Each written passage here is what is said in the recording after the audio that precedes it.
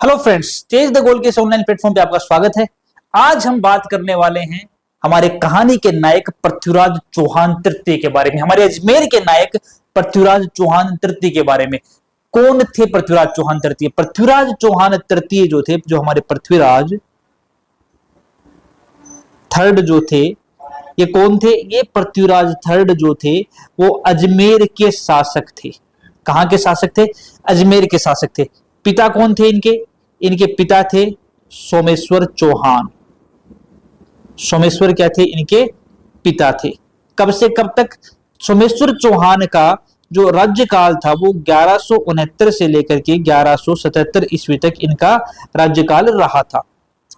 सोमेश्वर चौहान जो थे, ये सोमेश्वर चौहान विग्रहराज फोर्थ के बाद में गद्दी पर बैठे थे और विग्रहराज फोर्थ के बाद बीच में 6 साल का शासनकाल आया था 1163 से 1169 का, जिसके अंदर कई शासक आए, एक दो शासक आए जिनको हम अपनी लास्ट क्लास में डिस्कस भी कर चुके हैं। उसके बाद में गद्दी पर बैठे थे हमारे सोमेश्वर चौहान, जो 1169 में गद्दी पर बैठे थे और 1177 ईस्वी के अंदर क्या हुआ था? इनका देहावसान हो गया था। देहावसान नहीं कहेंगे, इनकी हत्या कर दी गई थी और इनकी हत्या के बाद में हमारे पृथ्वीराज तृतीय जो थे, इन्होंने राजकाज को संभालना शुरू किया था। जो पृथ्वीराज चौहान तृतीय थे, ये पृथ्वीराज चौहान तृतीय कई नामों से जाने जाते हैं। अच्छा, सोमेश्वर चौहान जो थे, ये सोमेश्वर चौहान क्या थे? सोमेश्वर चौहान जो थे ये गुजरात के एक शासक थे, भीमदित्य। उस गुजरात के शासक भीमदित्य के द्वारा हत्या को प्राप्त हुए थे। इनकी हत्या किसने की थी? इन सोमेश्वर चौहान की जो हत्या की थी वो की थी गुजरात के एक शासक थे जिनका नाम था भीम सेकंड। तो गुजरात के शासक भीम सेकंड के द्वारा क्या किया गया था? उन भीम सेकंड के द्वारा हमारे सोमेश्वर चौहान जो थे, उन सोमेश्वर चौहान की हत्या कर दी गई थी और सोमेश्वर चौहान की हत्या सन 1177 ईस्वी में की गई और उसके बाद में हमारे पृथ्वीराज चौहान तृतीय जो थे वो गद्दी पर बैठे।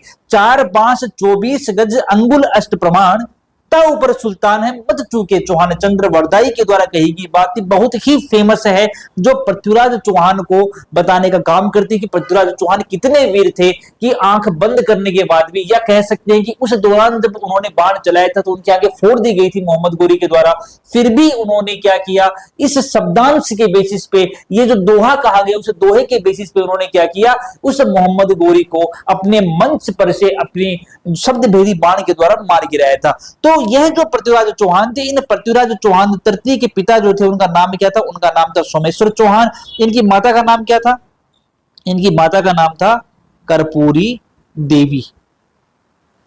कर्पूरी देवी क्या था? कर्पूरी देवी जो था वो पृथ्वीराज चौहान जो थे उन पृथ्वीराज चौहान की माता का नाम था। ठीक है, सोमेश्वर चौहान की सन 1177 ईस्वी में हत्या कर दी गई। हत्या करने के बाद पृथ्वीराज चौहान तृतीय गद्दी पर बैठे। जब पृथ्वीराज चौहान तृतीय गद्दी पर बैठे थे तो उस दौरान उनकी उम्र कितनी थी? उस दौरान उनकी उम्र मात्र 11 वर्ष की थी। यानी कि अगर हम इन दोनों को देखें तो गद्दी पर बैठे 1177 में, यानी कि सन 1166 ईस्वी के अंदर क्या हुआ था?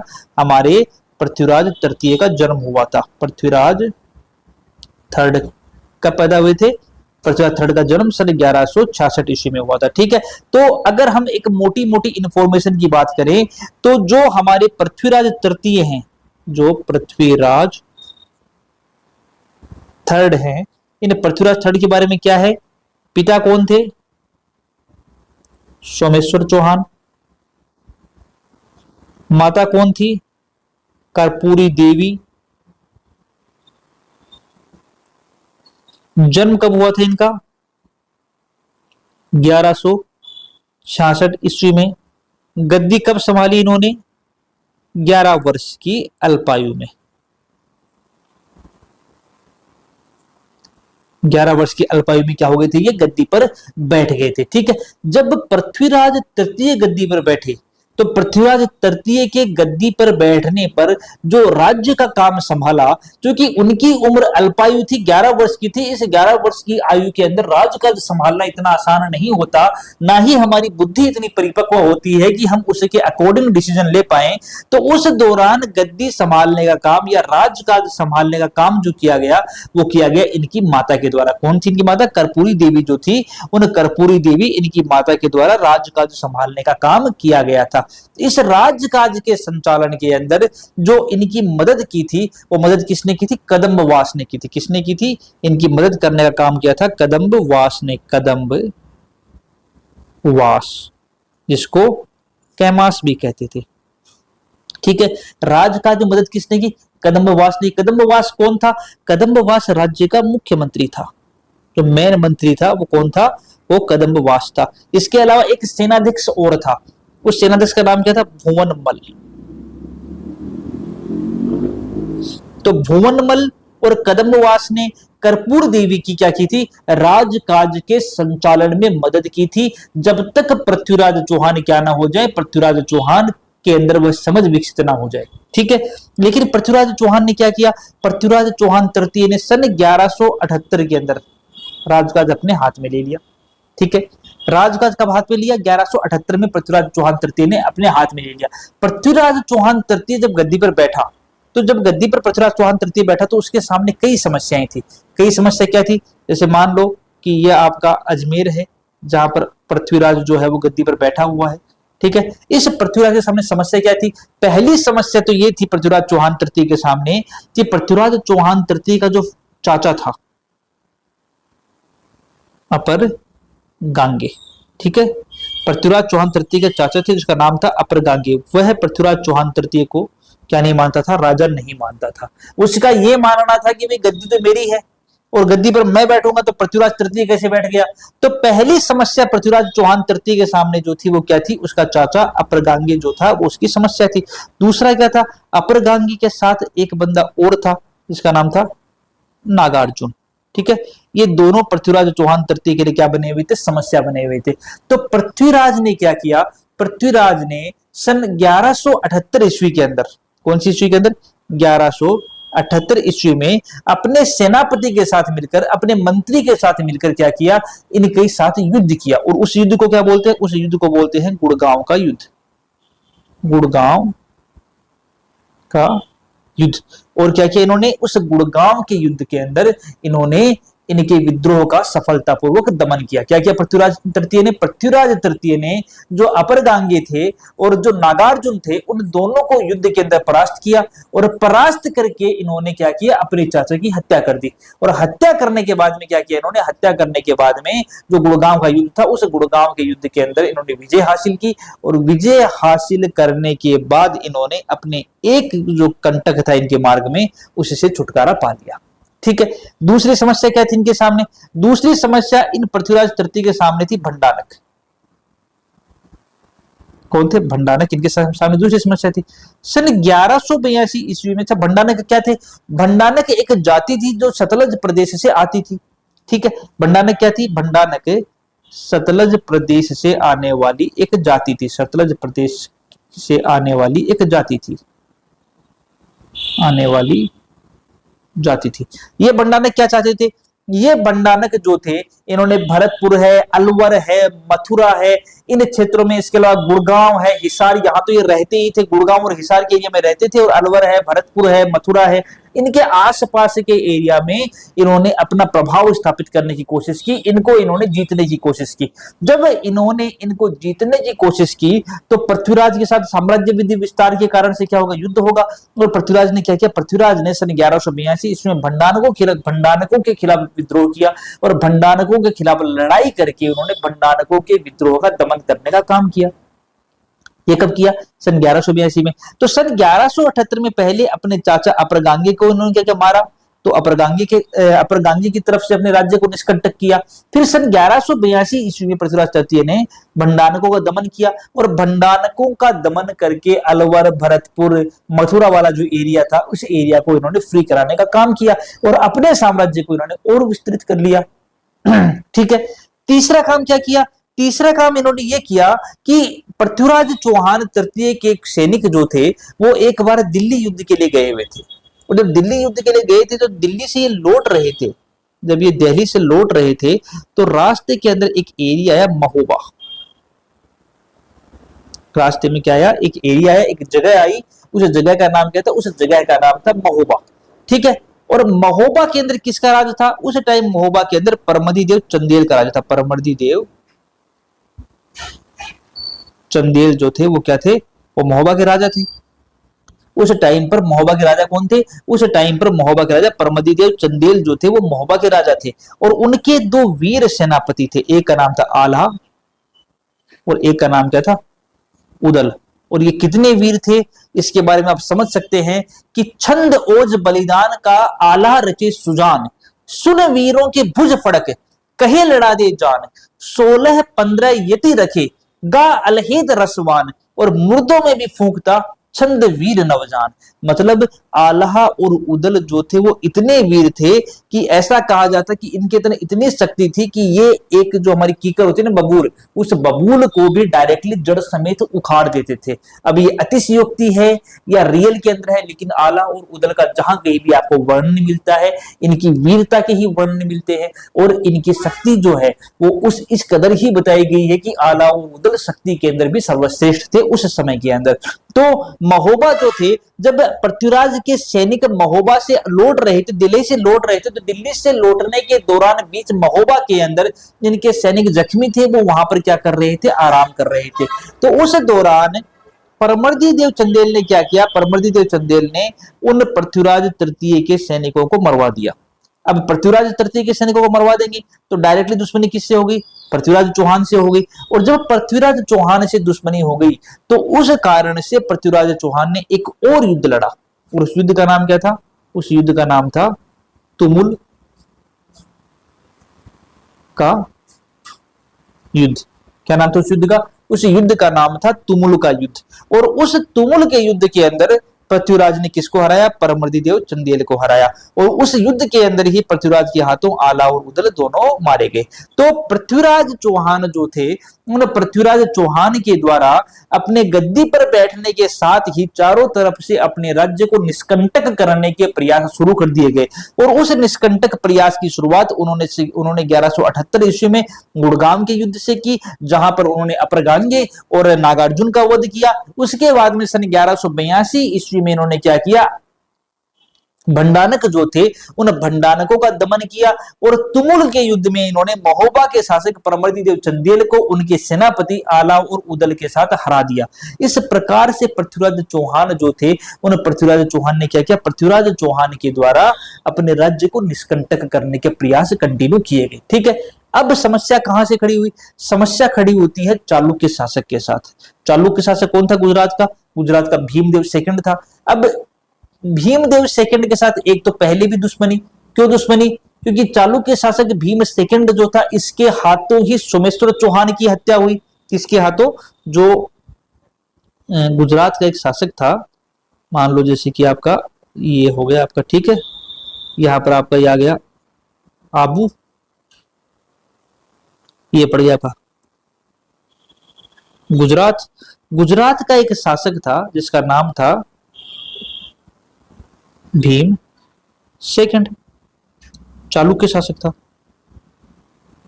ठीक है, अब पृथ्वीराज देखो इसने क्या किया, 1182 में भंडारकों का दमन कर दिया। ठीक है, इसने क्या किया, 1182 के अंदर तुमुल का युद्ध लड़ लिया। माफ कीजिएगा,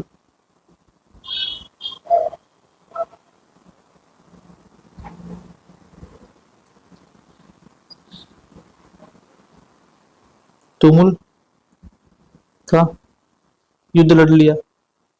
क्या किया साथ में, 1178 ईस्वी में गुड़गांव का युद्ध लड़ लिया। तो दुश्मनी बढ़ती जा रही है लगातार।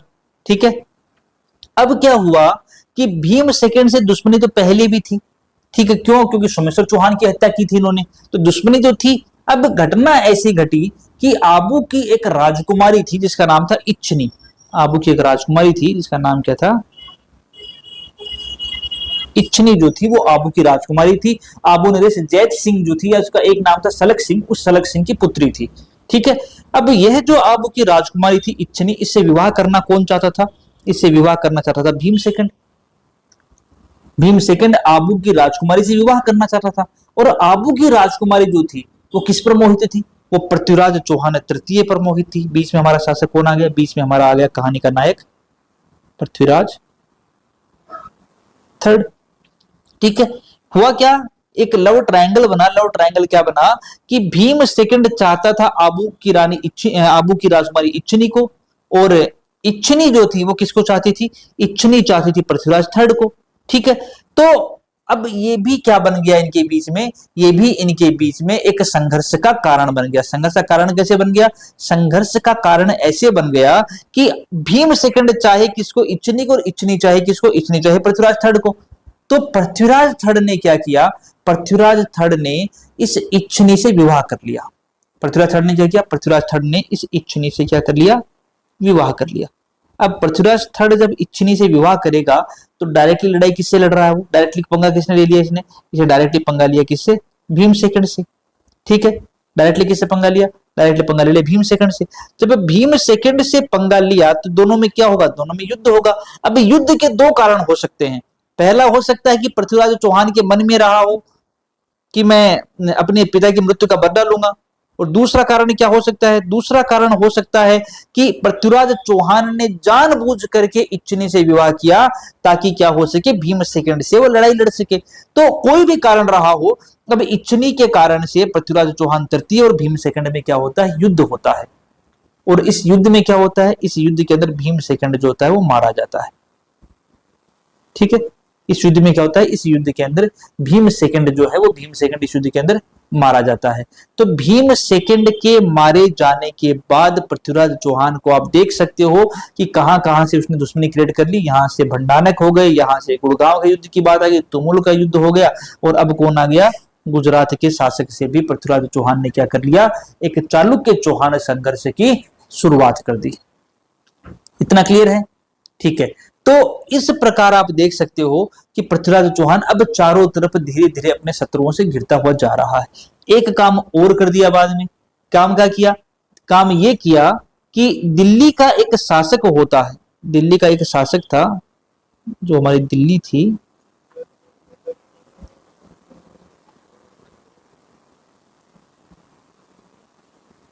उस शासक का नाम था अनंगपाल तोमर। अनंगपाल तोमर। अनंगपाल तोमर की दो पुत्रियां थी, एक पुत्री हो गई फर्स्ट, एक पुत्री हो गई सेकंड। इस पुत्री का पुत्र था पृथ्वीराज थर्ड, इस पुत्री का पुत्र था जयचंद। अब बताओ कि पृथ्वीराज थर्ड और जयचंद के बीच में क्या संबंध हुआ, ये दोनों क्या हो गए, एक दूसरे के मौसेरे भाई। भाई मौसेरे भाई तो होंगे दोनों एक दूसरे के, तो दोनों एक दूसरे के मौसेरे भाई हो गए। तो पृथ्वीराज थर्ड ने क्या किया, जयचंद की एक पुत्री थी जिसका नाम था संयोगिता। संयोगिता के बारे में कहा जाता है संयोगिता बहुत ही सुंदर थी। ठीक है, तो जयचंद ने क्या किया, पृथ्वीराज थर्ड जो था ये किसको प्रेम करता था, पृथ्वीराज थर्ड जो था ये संयोगिता के साथ इसके प्रेम संबंध थे। ठीक है, पृथ्वीराज थर्ड और संयोगिता के बीच में क्या थे, प्रेम संबंध थे। ठीक है, अब हुआ क्या कि या तो साम्राज्यवादी विस्तार की बात कर लो कि जयचंद जो था वो भी दिल्ली का शासक बनना चाहता था, और पृथ्वीराज थर्ड जो था उसको अनंगपाल तोमर ने दिल्ली का शासक बना ही दिया था।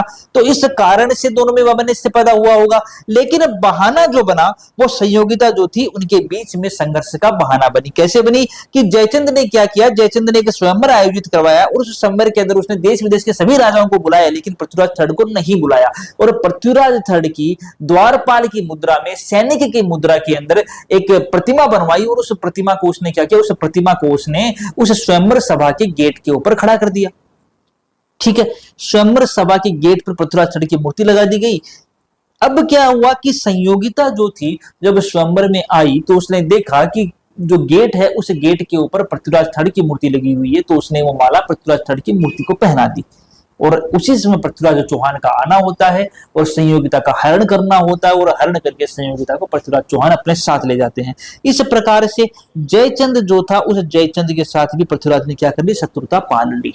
तो आप यहां से देखोगे कि पृथ्वीराज चौहान जो था वो एक पराक्रमी शासक तो था, लेकिन पृथ्वीराज चौहान के द्वारा जब अपने शत्रुओं का दमन बार बार किया गया तो शत्रुओं के दमन करते रहने के कारण से उसके द्वारा चारों तरफ अलग अलग प्रकार से शत्रु बनते चले गए, और उन शत्रुओं के द्वारा फिर पृथ्वीराज चौहान ने क्या किया, अपने आप को घिरा हुआ पाया। ठीक है, ये शत्रु जो थे ये शत्रुओं के द्वारा क्या हुआ, जैसे सबसे इंपॉर्टेंट हमारे जयचंद आते हैं, ठीक है, जयचंद की जो पुत्री थी संयोगिता, उसके साथ विवाह हो गया। तो ऐसा माना जाता है कि जयचंद के द्वारा ही क्या किया गया था, जयचंद के द्वारा ही बुलाया गया था किसको, मोहम्मद गोरी को। ये जो बात कही गई है, ये बात जो है वो कई जगह लिखित में मिलती है हमें कि जयचंद के द्वारा क्या किया गया, जयचंद के द्वारा मोहम्मद के लिए मोहम्मद गोरी को बुलाया गया। लेकिन इसके हमारे प्रमाण जो है वो कई जगह मिलते हैं, कई जगह प्रमाणिक ये बात नहीं है। तो इंपॉर्टेंट चीज जो आपको याद रखनी है वो ये याद रखनी है कि पृथ्वीराज थर्ड जो थे वो उन्होंने कौन कौन सी युद्ध लड़े, 1178 ईस्वी में गुड़गांव का युद्ध लड़ा, 1182 ईस्वी में भंडारकों का दमन किया, उसी 1182 में तुमुल का युद्ध लड़ा, परमदेव चंदेल के खिलाफ आला उदल जो थे वो पृथ्वीराज चौहान क्या तो शहीद हुए। और गुजरात के शासक चालुक्य शासक थे भीमद्वितीय, उनको भी इस पृथ्वीराज चौहान ने हराया। और जयचंद की पुत्री के साथ पृथ्वीराज चौहान ने क्या किया, स्वयंवर रचाया था, नाम संयोगिता थी। ठीक है, तो आज की क्लास में हम यहां तक डिस्कस करेंगे। आगे वाली क्लास में बात करेंगे कैसे मोहम्मद गोरी का हमारे इंडिया के अंदर आगमन होता है, और मोहम्मद गोरी के आगमन के बाद में किस प्रकार से पृथ्वीराज चौहान और मोहम्मद गोरी के साम्राज्यवादी विस्तार की नीति दोनों को एक दूसरे के सामने ले आती है, जिसके कारण से दोनों में क्या होता है, संघर्ष की शुरुआत होती है। तो बच्चों आज के लिए इतना ही करेंगे, बाकी पढ़ेंगे अगली क्लास में। तब तक के लिए धन्यवाद।